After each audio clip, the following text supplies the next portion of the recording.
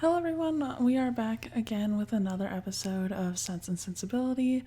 I think you guys are really gonna like it. I hope you guys will really like it. It's a fun one, and we are joined again by my cousin Allison. So, just some quick, fun updates, housekeeping things, all that good stuff. We do have the merch store live now. It's over on threadless.com. It's if you go to barelybookish.com/merch, it'll redirect you over there so that you can order any fun merch. We got the logo merch, we got the Poor Cthulhu merch, we got all that good stuff. We also have episodes monthly going out on Patreon. So the first Friday of the month, we will have a Patreon exclusive. It's going to change every month. We did have our last one this past Friday, or our first one, sorry, this past Friday. So it was 1995 versus 2005 Pride and Prejudice with the wonderful Amanda Faye. It's really good. I think you guys will love it. So if you want to check that out and see all my other fun links and projects, go to barelybookish.com/connect. To get the Patreon exclusive episode, it's under the $10 a month tier. And that goes to helping support the show, helping run it, and like all the costs that go associated with the show. So if you want a little extra content, check us out on Patreon. It's great. It really helps. Also, we stream on Twitch, which I know I mention a lot, but I'd love if you guys come and hang out, because that way I can kind of chat with you guys a little bit more, because, this is just me talking into my microphone, and I don't get to see you guys a lot, so I'd love that if you want to. But yeah, we can get into the episode. This is spoiler inclusive, so if you haven't listened to the first episode on Sense and Sensibility, please listen to that first, and then come back and listen to this one. Okay, I'll let you guys get into the episode.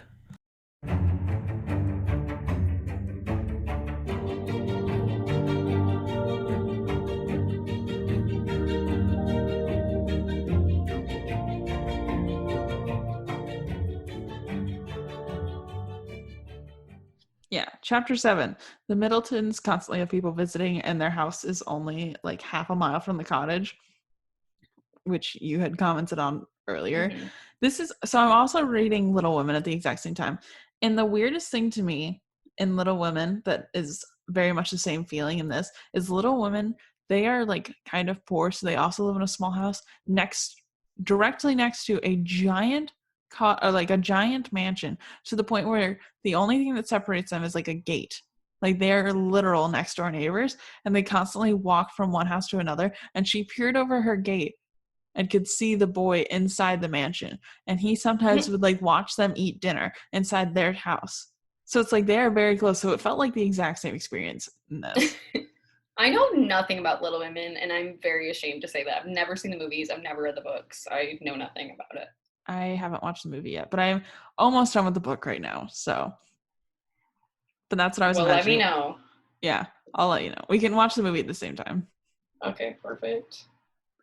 John Middleton is the textbook definition of extroverted. Oh yeah. My man's needs company at all times. Yeah, they said their house is like straight up packed all the time. And like when the girls went over there for the first time, and he only had two guests at his house, he's like, "Oh, I'm so sorry." And all the girls were like, "Oh, thank goodness there's not that many people here." Yeah, they're like, "Thank God." And he's like, and he had gone, they literally make a note about how he went to every single one of his neighbors and everyone was busy. Well, and he says everyone was busy because of the moonlight. And that's because most people did their outings when it was a full moon because there was no electricity. Yeah. So it was better lit. Oh, so everyone's preoccupied because everyone makes plans on the full moon. I think that's so funny. I love that. I'm now imagining that like werewolves had just a great time on. I know. I was just thinking that too. It sounds kind of like that in the 1800s. Yeah. So Mr. Middleton really wants to set up the girls with men. No, Mr. Middleton. Correction, Mr. Middleton and we haven't met and Lady Middleton's mom, Mrs. Jennings. I almost said Jenkins. Mrs. Jennings. Yeah. Is like she's so obnoxious, but she is my favorite character in the movie. Really? because she's like the biggest gossip, and like in the movie she'll like run through a doorway and be like, oh my god, like it Oh my like, goodness. you'll never guess what I heard. Like everything, it's just her prying. But the thing is, she makes a lot of astute observations. She's kind of with it, as annoying as she is. Like, I think that makes her more irritating because she's actually right a lot of times. Yeah, I can see that. So yeah, she's a freaking gossip, and they love people. Yeah, I love that. Yeah, this is where I get introduced to Mrs. Jennings, and like my note is, Mrs. Jennings, who is Lady Middleton's mother, is not super great, and she's a bit vulgar, so the girls don't really like her. She's so annoying. I don't know why. I find her endearing. I might be in the minority. I don't know. I haven't like decided how I feel about her yet. I feel like it's still too soon to tell. Like, I would personally find her annoying just because I don't like my private life to be pried into too much. So like, I would find her annoying as a person if I had to speak to her. But like as a character, I sometimes think she's a bit funny. Yeah. Oh yeah. She's So funny. Mary Ann ended up singing for everyone that night, and I guess she's really good. And then all the guests are being a bit rude. Lady Middleton would ask her to play a song that she had just finished. And then Sir John was super loud, but then the Colonel was nice and attentive. And then then we get to chapter 8. And my note is, oh Lord, Mrs. Jennings has decided that the Colonel Brandon, who is 35, is in love with Mary Ann, who is 17. AKA Alan Rickman. I just want to see, I've never seen Alan Rickman be a romantic interest in a movie, so this will be interesting. Well, he's kind of not an interest at this point. Marianne is like, ew, gross. Yeah. But Eleanor is later like, hey, you know. In my notes, I have Colonel Brandon is 35, hot and quiet. Is he supposed to be hot? They describe him as attractive. Oh, I didn't realize that. He's supposed to be hotter than Edward. Oh. Yeah, because Edward's like a really nice guy. I mean, so is Colonel Brandon, but they're both, Edward and Colonel Brandon are actually kind of similar. Yeah. Now we just need to figure out which one Eleanor's going to choose. So we'll see. Jennings really wants to get them married because he is rich and she's pretty, and it's like her goal in life to marry off every single person she's ever met. Well, because there's this line where she's like, all my daughters are married, so I gotta marry everyone else. Yeah, she doesn't have like any issues with age gaps though, because like her daughter, who is like 30, is with Mr. Middleton, who's like in his 50s. Or she's like, I think the daughter's like 26. Like there's a big age gap. Lady Middleton? Yeah. Yeah, she's a lot younger than him. I didn't write it down, but it's like a 10-year. Yeah. I don't know, I can't remember. It is a big gap. So it's not that big for them though, if you think about it. Like everyone's just trying to, like, at least in that day, it was not that crazy for the man to be a lot older, because let's face it, a lot of people are marrying for money because that's the only way they're ever going to move up as a woman. I know. But Jane Austen's writing what she knows, okay? I know. So. Yeah. Ahead of her time, but what she knows. Yeah. I mean, she tries. She does her best. Does. So their mother is not really opposed to Colonel Brandon and Mary Ann. Because he has money. Yeah. I mean, literally, their mother is willing to marry them off to like whoever. Like, she does not care, and it astounds me. I think she cares. I feel like, I don't know if I mean that she doesn't care, but I mean like she's naive. Like their mother seems very naive to me, so like if any of her daughters show the slightest interest, she will not investigate further, and it's like, okay, good, marry him, you know? Like that's how I feel. She's very, well, there's a theme in this book that we will, well, by the end of this section, you should they're not sensible. Probably cover. Well, Sensibility is Mary Ann and Mama Dashwood, and Eleanor's Sense. Yeah. Because she uses her head. But Mary Ann and Mama Dashwood are very much into judging off of face value, like off of appearances. Mm-hmm. So, I mean, Mama Dashwood is also a master at rationalizing a situation to have it benefit her in some way. Like, she just thinks that everything, she takes the appearance of it and doesn't look into it further. She just rationalizes it. I kind of wish I could be like that as a person, though. Like, I just but wish... it's not really a good thing. And it's not a good thing, but, like, sometimes I just wish my life could be that easy.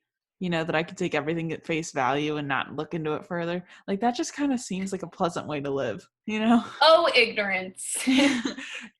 Like, it just... they must be so happy to be so ignorant, you know?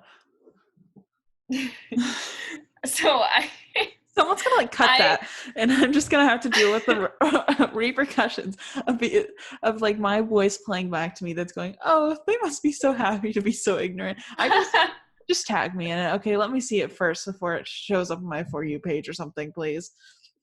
It's fine.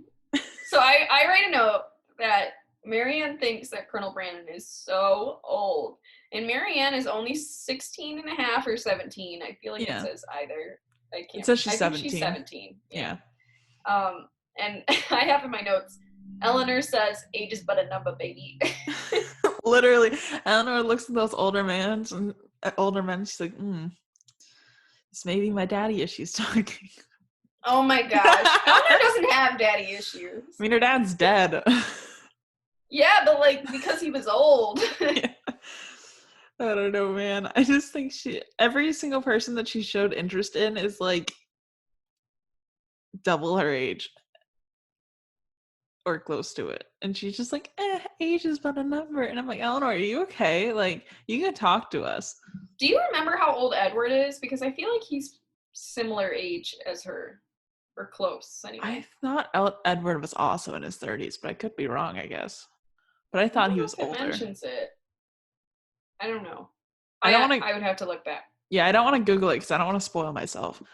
I'll Google it. Okay. Oh, it doesn't say, but they can work out that he's about 23.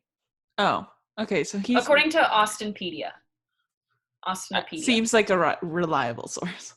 Yeah, I'm sure it's scholarly and peer reviewed. Yeah, I don't know. It doesn't say. They're saying they can work out that he is 23, but that's only one source, so I'm not sure. Yeah. It doesn't totally matter. But there's this part where Marianne literally thinks that Edward must be dying because he hasn't come to visit them since they moved like 5 minutes ago. I know. I literally had that as my last note for chapter 8, is that she is like really confused that he has not come to visit yet, and they had only been there 3 days. And she's like, Eleanor isn't upset, so they must not love each other at all. She's so I guess dramatic. I probably would have thought the same thing though, because Eleanor is so indifferent to everything, like at face value. But they only judge off of appearances, and Eleanor doesn't even seem like she's into him. So they're like, I know. Oh my goodness. I can't wait to talk about Marianne crying for 2 days. Oh yeah, we'll get there. So chapter 9, Marianne and Margaret decide to go for a walk since it's been super rainy recently.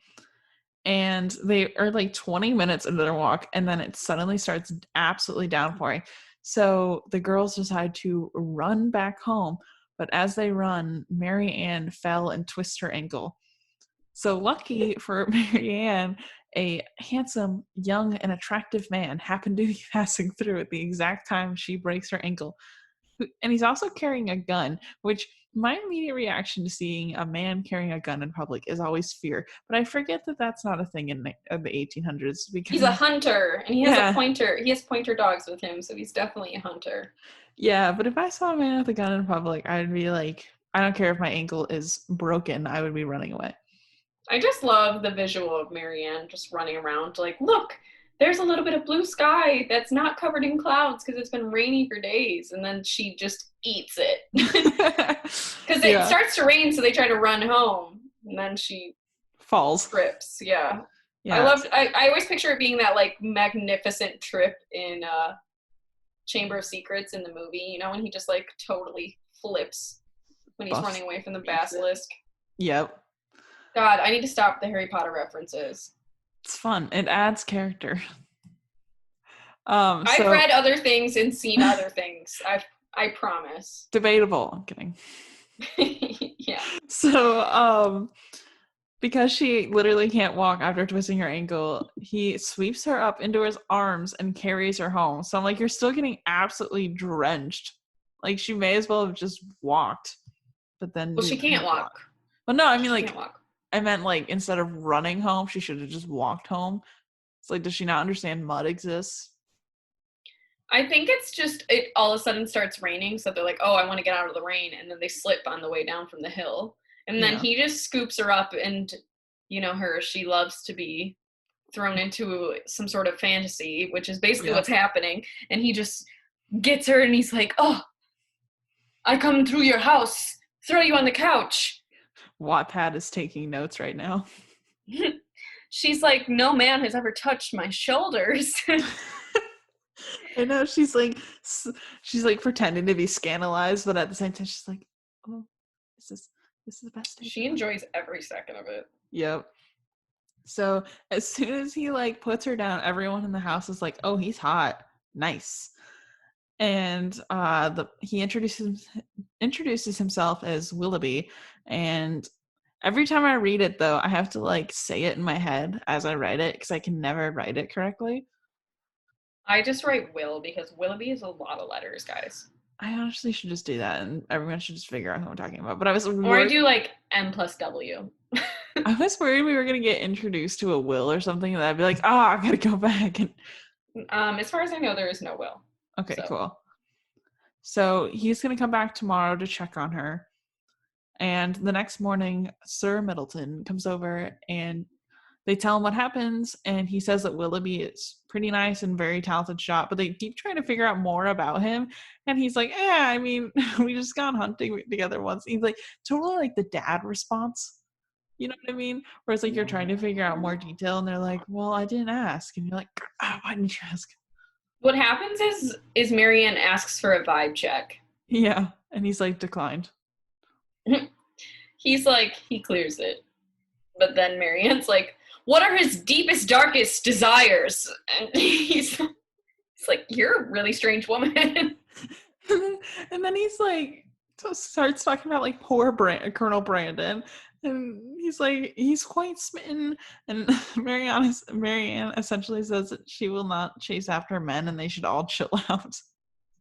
But she's also chasing. Wait, also poor Colonel Brandon. He's like hopelessly into her.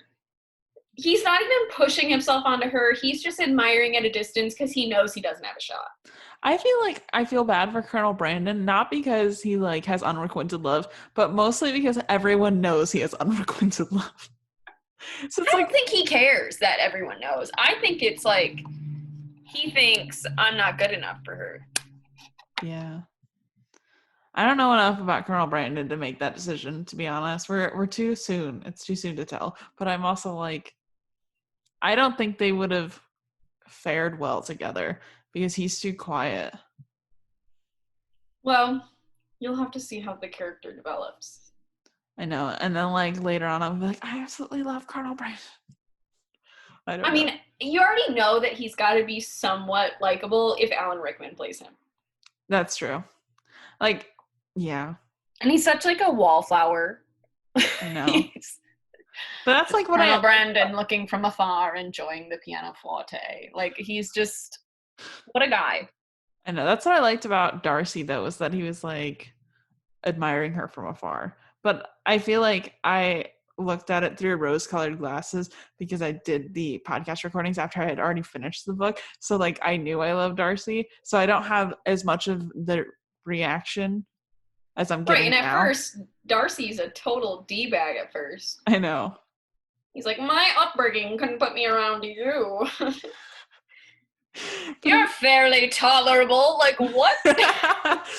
He's like, meeting someone and being like, they're not tolerable. Like, I know. And he's okay, like, I was into you. Yeah, she was like, oh, we could dance. And he's like, you're actually pretty ugly. And she's like, oh.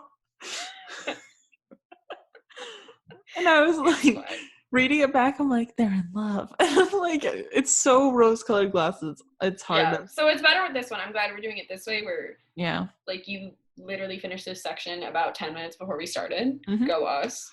I love my pre-planning. And I also got an extension on this, so really cool of Professor Rachel to give me an extension on this assignment, because I haven't read it in a long time, and it takes a long time to read this. I'm glad that I know the story already, because I don't think I have to read it with a fine-tuned comb. Yeah.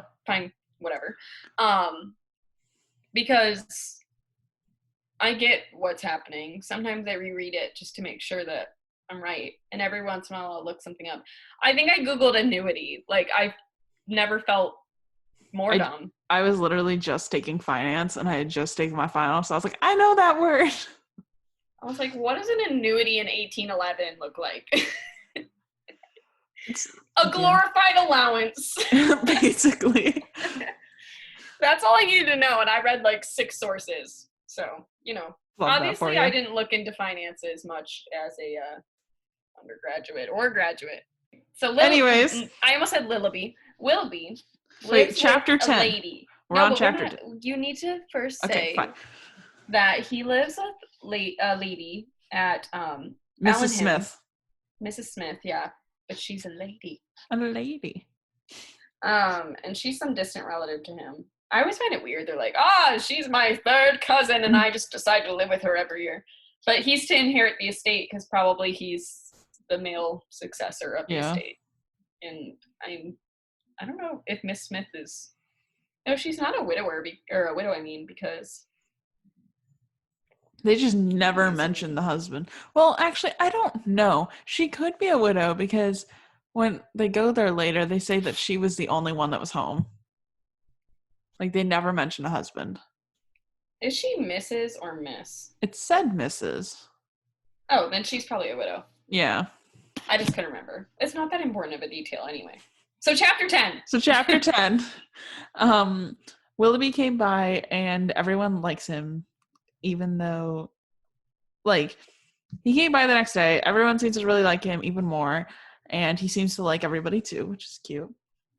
So both Willoughby and Mary Ann enjoy music and books, and their tastes are basically exactly the same. Oh my gosh, I have in my notes, this is a Hans and Anna moment from Frozen. That feels right. Where they're like, we finish each other's sandwiches. Like, that is literally what's happening, except it's like, we finish each other's poetry. Like, they're just so into each other. And then they have this moment that's also like a Step Brothers moment where they're like, do we just become best friends? Yup. They both said that they would sleep with John Stamos. That feels right. Step Brothers moment. Yeah, basically, I honestly think that they're too similar, like, to be romantically involved, and it makes me nervous. Like, does Marianne really need to be more romantic? No, she does not. And like, do you think that we should just like be a little bit more dramatic? I have here in my notes that Eleanor wants Marianne to slow her roll. Absolutely. She's going way too fast. She's like, you're gonna have nothing to say to each other because you know everything about each other. And then she also says, Marianne and her mother both love him, but Eleanor's like, he shares his thoughts really quickly, and he's way too open, and that's going to get him some enemies. And then, so after that, he comes back over again, and Marianne and Willoughby are like straight talking trash about Colonel Brandon for absolutely no reason, and they're like going all off on his character, and Eleanor gets like super defensive of him, and at that point I'm like, maybe that'll be a thing. Oh wait, we missed some important stuff, I think. Wait, what did we miss? Did I skip? So Brandon is bummed about Willoughby just like existing. Yeah. And him and Eleanor have a talk about second attachments. Oh, yeah. Did we skip that? I did, but go ahead, talk about it. Okay, so he asks Eleanor if Marianne would ever want a second attachment. Basically, like, do you think that she'd fall in love twice? And Eleanor's like, she's way too romantic for that. Yeah, I was like trying to figure out if he thought of her as like a second wife after, or if like it was trying one of those things where she was trying to get him to stop thinking of Willoughby. So second attachment is kind of a theme in this book because we're not there yet, but I'll tell you. But basically he's like, will she fall twice? Like, what are my odds if I am still into her. Yeah. Even if, whatever. So him and Eleanor are like buddies. Yeah. And they chat about her, and she's like, well, I think she says that she believes in second attachments, but that Marianne probably would never think that. Yeah. And seeing as the two of us are both still with our first attachment, yeah, my first attachment is my husband, so my first attachment I've literally been with for 8 years now. I believe in second attachment, though. I believe that. I just got it right on the first attachment. Yeah. I get that. Yeah. So that I just thought that was an important point. Yeah. So, and then you said that they talk crap about him. Mad smack. They talk he says something about like everyone talks so highly of him, but when he leaves the room, no one seems to notice or something. That felt like very Wickham of him. You know what I mean? It was like kind of on point and hurtful. Yeah. It's like the worst part is he's like a little bit right. Yeah. But Brandon doesn't need the attention that Willoughby needs. Yeah. So it's like Eleanor defends him and Marianne's like, you're so right. It's like one of those things where it's like people make fun of like you broke your nose in like first grade and people make fun of your nose being ugly and you're like, I know, but it's like I can't help it. You know what I mean? It felt like one of those things that's like way too close to home to the point where you're just like gonna cry about it later. So chapter 11, party season is now in full swing and Willoughby is getting really close to Marianne and accompanying her to all of them. So at this point, I had to remind myself that they've literally known each other a week. Yeah, this is very Romeo and Juliet. Like, yeah, it is very quick. Yeah. So, I think Romeo and Juliet, the whole span of that is a week. Yeah. If I remember my freshman year English. Literally. Of high school. I think it was like a couple days. I don't even think it was a week. I think the entire story is about a week. Yeah, with a rip ending. Like by the time of the end, it's been a week. I'm pretty sure. I don't know. If I'm right, then Mrs. Roseboom did me right and taught me well. Someone's gonna like comment and be like, it was actually the span of a day. Get it? I want that though. I want your subscribers to put me in my place. But it'll just be famous last words. Yeah. I know they're just gonna send it to me, and I'm just gonna my phone's gonna constantly be going off, and I'm just gonna have my forwarding address to you, and I'll be like, there you go. That Allison girl knows nothing. You know what? I'm trying to do my best to honor Jane Austen, so just keep that in mind, everyone. I'm doing my best. You're doing a great job. Thank you. My first note of chapter 11 is that the family doesn't expect to have a social life, but here we are. Literally. That's it. Just literally. Here we are. Willoughby is like a part of the family, and Eleanor just really wants them to chill out a little bit. Yeah. Obsessed with each other. Because like they literally don't dance with that. So it's very rude to not dance with everyone at the party. Like you call dances ahead of time basically. So like she dances half the night with Willoughby. So it is not a good look at all for either of them to not be taking other dance partners. And Eleanor is very salty about it.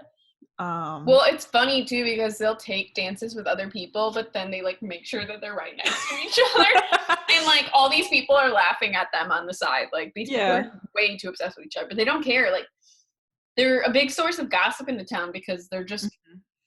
I mean, you have to think about the time. They're obsessed with each other and they're very open about their affection. That's why everyone thinks at some point that they're engaged because they're crazy about each other. And super open about it. I was really trying to figure out if they were actually engaged or not. You'll find out. Say. So Eleanor and Colonel Brandon kind of hang out again. And she kind of seems to like Colonel Brandon, but I'm still not sure. I am uncertain. So now we're on chapter 12. So Willoughby brought he raised a horse and then gave it to Marianne. And she's like super excited about it and talking to Eleanor about it. And she's like, he like got me this horse and like it's so nice of him. But like they don't have any money to take care of a house or a stable or a servant to care for the horse, you know? So. But isn't that like the epitome of their character? Literally. Like both of them. Here's a horse because I love you so much. I didn't think about it. That's like if your boyfriend showed up with a dog and was like, it's because I love you. And you're like, I don't have, like, I live in a studio apartment on the second floor with and he brought you a balcony and a balcony that they could slip through. Like, yeah. They didn't think about it. And I'm pretty sure the horse's name is Queen Mab or something. Yeah, it's Queen something. I didn't write it down. Some sort of Romeo and Juliet reference. Oh, really? I didn't catch that. Yeah, I can't remember who exactly she is, but I'm pretty sure it's some sort of Shakespeare reference. So then Eleanor convinces Marianne, and Marianne declines the horse because they can't afford to take care of it at all. And then when she tells Willoughby that they're not going to take the horse, he says the horse is still hers, even if she can't take it right now, and that he's going to like keep it for her. And everyone's like, okay, great. Yeah, my note is Willoughby gives her a horse. Eleanor, WTF, you just met. But then he says something like, is this the part where he says like her first name and he calls her by Marianne? Yeah, it is. And then Eleanor's like, oh, they're definitely engaged because he calls her Marianne by her Christian name. And then Margaret spills the beans about him cutting a lock of her hair. Yeah. I thought, like, I kind of overlooked that because I thought, oh, she must think they're engaged because he's, like, keeping this horse for her, you know? And the funny thing, too, is that he's acting like he raised the horse to specifically give it to her, but they've only known each other a week.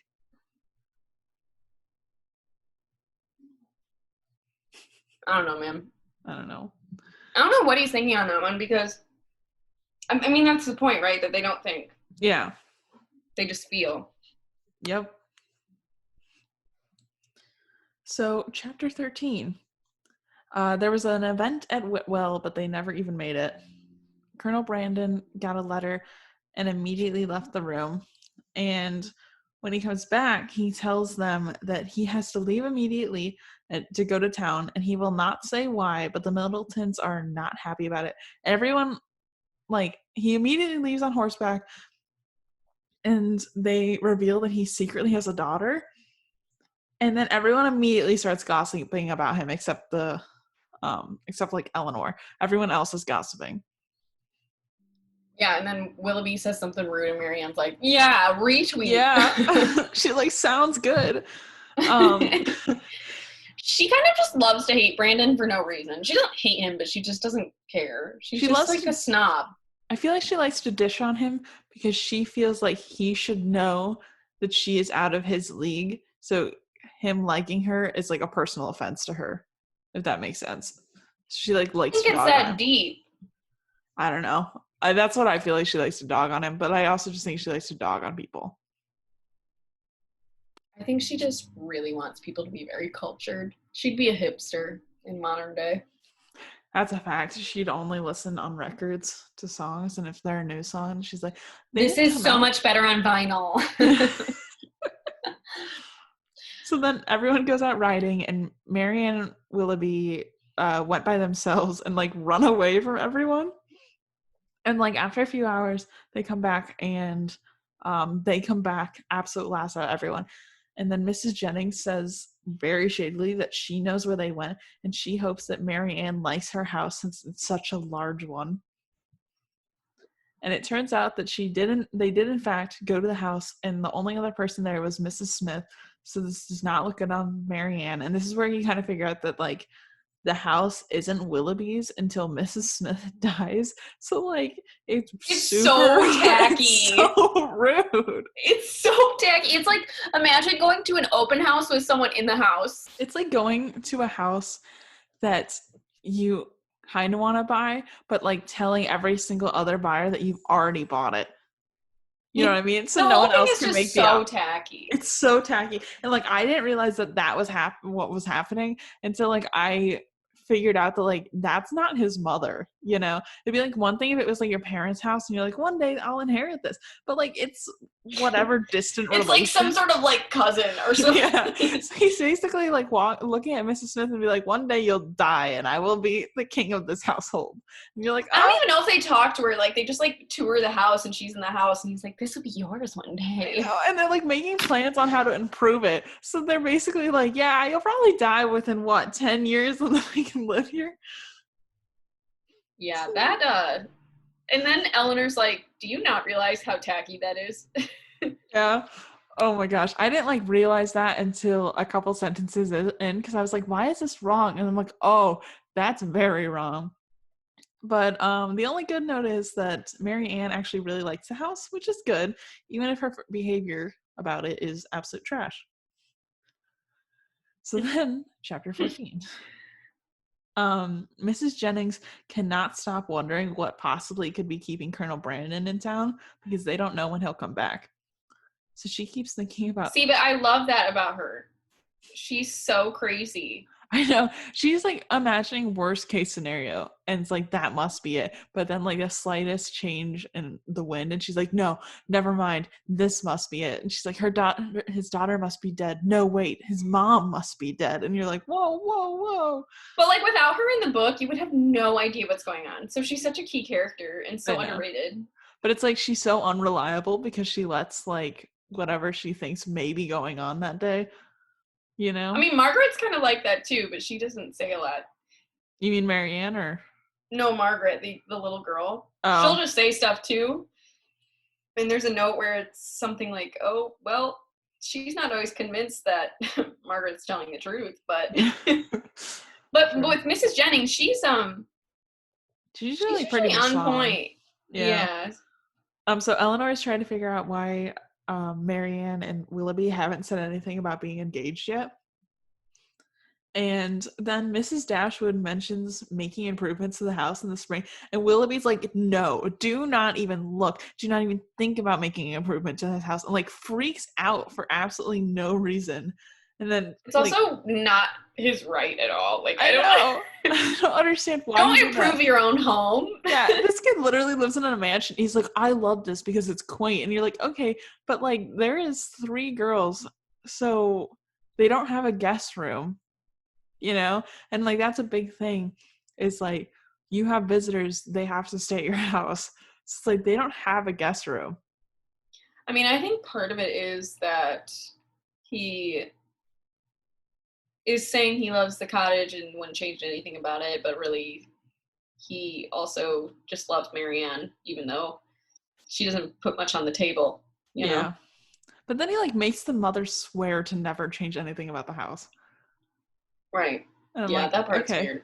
I'm like, I don't know how to feel about that, but okay, we'll come back to that later, I guess. I think it's a device to show that he really cares about Mary Ann and that he wouldn't change anything about her.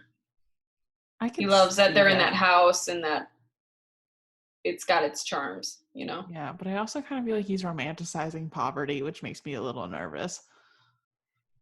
Dude, Willoughby and Mary Ann romanticize literally everything. That's a fact. Everything. They're crazy a little bit. They're not crazy. They're just hyper emotional. Yeah. Which kind of just makes them fun to watch, though. Oh, yeah. And it gets more fun. I love the spice. Okay, so chapter 15. Margaret, Eleanor, and their mother all go over to Lady Middleton's to visit while Mary Ann hangs out at home to await Willoughby. Well, because they have some sort of understanding that they're going to meet up when everyone's out. So they're like, oh, sick. If she's not engaged by now, they're going to get engaged right now. Yeah. And so, like, as they come back home, Mary Ann runs out of the parlor room crying. And instead of anyone going after their sister, which I feel like is what most people's reaction would be, they are like, oh, that's weird. Okay, let's walk in here and see what's happening. They walk in and they go up to Willoughby and they're like, hey, what's poppin'? You know? Like, and then he's like facing away from them very dramatically, arm up on the mantle, and then turns around and he's like, oh, it's you, you know? Yeah, and he's acting really strange at this point because he's upset and he's trying to act happy at the same time, but he's very rude about staying for dinner or not. Yeah. Well, she asked him to come back and like stay with them because he says that he can't stay with Mrs. Smith more than once a year. And she's like, well, come stay with us. And he's like, no. And like won't any explanation. So he has to leave to London and will not be back for a long time. Doesn't explain anything. And then Eleanor is like very sketched out about this entire situation. And the mother kind of says like, oh, I know what you're thinking, Eleanor. You're thinking that Mrs. Smith may have sent him away because he didn't approve of the match between Mary Ann and Willoughby. But like no one knows what's happening. And my guess here is that he got arranged into a marriage and he was forced to marry someone. That's my guess, but I have no idea. I have nothing to base that on. Well, Mama Dashwood think that's her rationalizing the situation. She thinks that must be the only possible explanation, where Eleanor's still suspicious, and then they kind of get in a fight over it. Yeah. Because she thinks that Eleanor just tries to see the worst in people and that she's always been suspicious of him. But like she is a cynic. I know. You know that about her. I know. I mean, it's good because she's the sensible one. You know, she's got her head on her shoulders. So, Eleanor, she rationalizes everything, and she's like, if he doesn't write, then we'll know. They're like just trying to figure out if she's engaged or not, but they won't ask her directly. I know, which I find annoying because I always prefer to ask someone directly. You know, I'm just like, I mean, yeah. So Eleanor is not very happy that they seem to be hiding their engagement, but their mother really doesn't seem to care. She's like, you know, they hide it, whatever. Like, she'll tell me eventually. And I'm like, yo, like, why do you not care, though? She just rationalizes everything, like I said. She just wants everyone to... She goes based off of appearances, and so she doesn't try to think deeper. I know. She's just very naive. So then Mary Ann didn't join them until dinner, and her eyes were like bright red from crying. She stayed there for a bit and then suddenly burst into tears and left the room. I was like, oh no. It makes me sad because I understand, you know? Yeah, I feel bad. So then chapter 16, the next morning, Mary Ann is like way worse for wear. She spends all day reminiscing and be like, these are songs we used to play together. And like at this point, I still had to remind myself that they literally knew each other for a week. You know, like she's like, this is the worst day of my life. I had spent all this time with him and like all these memories. And it's like, oh yeah, they were only together for a week. Is it really only a week? It's really only a week. Yeah, I was under the impression it was much longer. Yeah, it acts like it, but when they mention it, it's only been a week. And then because they have this quote, it's literally on the back of my edition of this book. Okay. Well, she makes a comment of like sometimes it takes 7 years to know someone, and sometimes it takes 7 days. Yeah, but I didn't know if that meant it actually was 7 days. Yeah, it was really only 7 days because they mentioned something else about it being like not a long time. They mentioned it a couple times. That it's only been like a week. So but they're crazy about each other. Yeah. So Eleanor tells their mother to ask if they're engaged, and their mother says absolutely not. No thanks. So I don't know why I find that funny. I don't know, but I'm like, why is it that bad to just ask? You know? Well, because I think at that point it's supposed to be on their terms when they announce it, and sometimes finances is what keeps people from announcing that they're engaged. True. Because you only say you're engaged if you're getting married ASAP, you know? Yeah, that makes sense. So then all the sisters go for a walk together because at this point he's been gone for about a week. So he's been gone as long as they've known him. I still cannot believe that. I want to look that up. That seems like it's wrong. You can double check me. I can't find it. So if your listeners have an idea, that would be great to know, because all I get are a timeline of events instead of, I think it was about a week, maybe 2. Like, I really don't think it was very long at all. It's like a ton of people comment on how short of a time they actually knew each other. Yeah, well, I can't find the exact reasoning. Or, the date, timeline. Right. Yeah. So Yeah. I'm reading and talking. Okay, well, anyway, it's short and they're crazy, so they are obsessed with each other. And then they're all out on their walk right now. Yes. And then, they see someone riding towards them, and they're like, "Who could that possibly be?" And Marianne immediately is like, "It's Willoughby." Marianne's a freaking mess. She's over here like, it must be him. Like, no, it's not. She's like, really? Because that guy's like shorter than Willoughby is. And she's like, it's him. I know that. She's like dehydrated, hasn't eaten days, is crying all the time. She hasn't slept right in a few days. So this girl's hallucinating him for sure. But Bella in New Moon. Yeah. So, yeah. But it's actually Edward that's, rolling up. And so then they bring Edward back to their house, and he admits that he's been in town for a literal fortnight, which everyone's like, okay. That shook me. Yeah, that was weird. Everyone's like, and you haven't seen Eleanor yet? Like, why?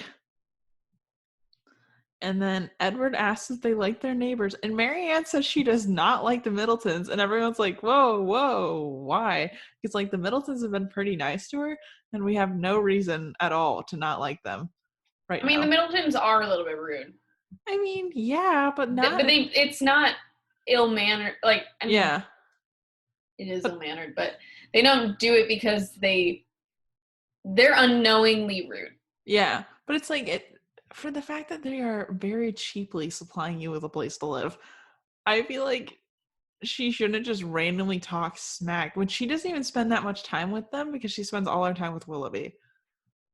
Well, I mean, you have to think that since he left, they've been prying her about it too and stuff. That's true. So they've been prying. I think we missed the point before when Margaret says that Eleanor left her heart in Norland, and they want to gossip about it. Like, they're very rude in the sense of they're trying to figure out all the inner workings of everything. This family, yeah. Mm-hmm. Yeah. So I mean, it's true, but also, like you said, these people don't say it. Super generous. Yeah. So then the chapter ends and he's being like really cold, and no one really knows why, because like there's really no reason for Edward to be being kind of cold. So then chapter 17. Yeah, Edward's just in a bad mood and no one knows why. So they talk about just shy. Well, they say that he's like in a rotten mood. Like they say that he's just like in a bit of a mood. Like, I actually don't remember if this is in the movie or I think it's in the movie, but I don't remember the context. So I'm with you where I don't really know what's going on with that part, but I just don't remember. Yeah. So then they talk about how Edward doesn't really have any ambition, because he just kind of wants to like live his life, which is fine. And then they start like talking about wealth and how they would spend all of their money, and I'm like, it's kind of weird. I thought this part was kind of cute though, because it's them like they spent a lot of time with each other before they ended up leaving for this cottage, because he stayed at that place. I don't remember exactly how much time. I need a timeline of this book, man. I know. I wish they like gave us actual time, because I can't figure out how long things are. I feel like at one point they said something about they're there for like at least months. Yeah. After the, with Fanny and them. I think almost a year. Yeah, that's I'd have to check. I don't remember. But so they've hung out with Edward a lot. Mm-hmm. And they're just like messing with each other. They're like teasing each other. Yeah. At this point, where he's like, Marianne, you'd buy all the books and all the music, and you would tell everyone that their music taste sucks, and you would. And Marianne's like, no, and everyone's like, yeah, you would, and she goes, maybe. She's like, he's like, you would clear out the shelves because no one else is worthy of it. Literally, though, she would, and we all know it. Well, and then she makes a point towards she would use some of the money to get married to Willoughby, like discreetly. That's how she says it. Yeah. And then Mary Ann says, like, Edward's really reserved, but he gets, like, really upset about this for some reason. And Eleanor tries to smooth it over, but it doesn't work at all. Yeah. Yeah, and that's the end of it. Yeah, that's the end of all of our chapters. They just get Edward thinking, huh? Yeah, I was like, old gears moving. I was like, oh, okay, that's the end. It's like 5 minutes before I close the book. I'm like, that's all I have. Okay, and onto the podcast. There you go. Yeah, literally, right? 5 minutes later, onto the podcast. Literally, I was like, I need to clean up my dish, and then we record. What are your impressions? I feel like I don't know what's going on. Like, I know what's going on, but I don't know the plot yet, so I'm just uncertain. Like, we're still so new into it that I'm like learning all these characters. I'm like, I'm slightly confused on who all you people are, and I have no idea how I feel about any of you. Yeah, you really don't know a whole lot about everyone yet. I mean, all you know is that, Mama Dashwood, everyone except Eleanor in that family is super dramatic and wears their heart on their sleeve and judges by appearances. Their sensibility. I mean, I think it's more pointed towards Marianne, but they romanticize everything. And Eleanor is, the cut and dry, cynical, she's really analytical. So you know that, and you kind of have a good idea of, like, a lot of people mean well, like the Middletons mean well, but they're obnoxious. Yeah. So you know a little bit, but she's building all these characters still. Yeah. I mean, I really like it. I'm interested and I'm excited to keep reading it. So that's always good. I mean, I also feel that when this book is 200 years old and you're still into it, yeah, she's done a good job of character development. Kind of what I said before. I think Austen makes it timeless because you can put this kind of situation to real life in some ways. Yeah, for sure. Like the characters, at least. Maybe not their situation, but like we've all known someone that has unrequited love, Yeah. The gossips and the people that are overly, I hate to say overly emotional, but let their emotions guide them. Yeah. And for then I think that you can kind of guess that it feels like Jane Austen paints a picture through Eleanor, because I feel like she is, that she doesn't make Eleanor seem ridiculous. Yeah. Whereas everyone else is, she like exposes the character flaws through Eleanor's perception of them. So, yeah. So you know some stuff, and you definitely know how Jane Austen views her characters at this point. I know. I was like, wow, we really hate everyone else besides the like family unit. Yeah. Like even Mama Dashwood isn't that bad. She's just like, I don't know. She's just a little bit off. Yeah. Yeah, I think that's a good way to put it. Yeah. She just takes everything at surface value. Yeah. For sure. So that's all we have for this episode. Allison, where can all the people of the internet find you if you want to be found? Gosh, I don't know. Instagram? I have an Instagram. Do you want to share your Instagram or no? No, people can't. I didn't know you were going to say that. I was like, I don't know. Do I need to give my address? You're like, I live at... Show up at your door. You thought this about Sensibility. I'm gonna get my DMs flooded with like, how do you not understand why a cottage is half a mile from the estate? I don't know. You can turn off your DMs and it'll be my fault. Yeah, my Instagram is @_Allison Eason_. So adorable. If you want to send me some DMs with some facts, I'd love to see them. Somehow we have to cap it though. Only 10 people can DM you. Because they'll definitely know how many I've gotten. Somehow figure it out. I don't know. I'm not like, I don't have a big following, so it's not like that much of a worry right now. Maybe by the time this comes out, I'll get 500 DMs. My whole 12 followers are going to be like, actually. That's the kind of content I want to see in my DMs is 1800s social structure. Absolutely. For sure. So. All right. Well, thank you so much for joining me. Thank you for the extension on the project. I'm actually really enjoying reading it because I know the story well and I enjoy it. So I'm really excited to just experience it firsthand. And I'm really feeling like, I mean, in most situations, the book is better than the movie. And this one, I feel like they're pretty on par with each other, which is always exciting because not common. Yeah. I'm looking forward to reading the movie. All right, but we'll catch you all in the next one. Bye. See you then. Bye. Bye.